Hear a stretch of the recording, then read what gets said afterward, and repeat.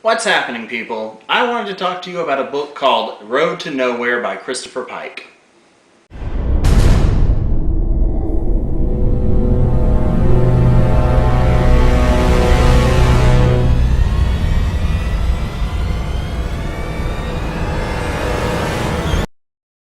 I gotta tell you, everybody, I loved Christopher Pike when I was growing up.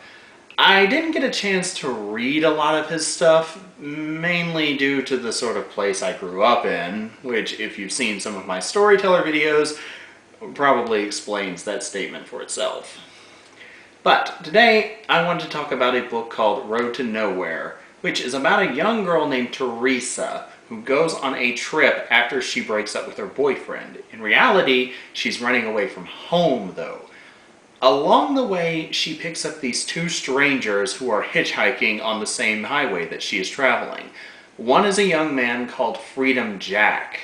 The other is a girl named Poppycorn. Yeah, I know, but bear with me. Because the three are traveling along and they have nothing to do, they decide to tell stories to pass the time. Freedom Jack tells a story of a young and gifted man who was very intelligent but had a nasty temper. Poppycorn tells a story about a girl she knew once who was very sad and the life that she led.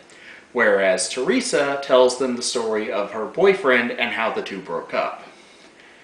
It may sound like this book is kind of random and pointless, but it actually, while it starts off that way, everything that the characters tell in terms of their stories does tie into each other, whether you realize it at first or not.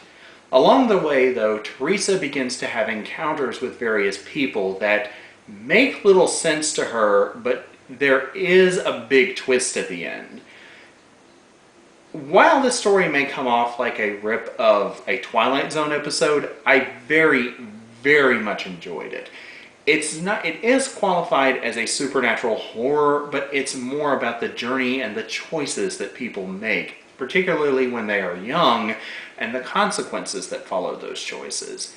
However, the ending does offer a promise that for both the dead and the living, there is redemption and there is hope. I really enjoyed reading this. Christopher Pike is a brilliant author. I have always loved his books.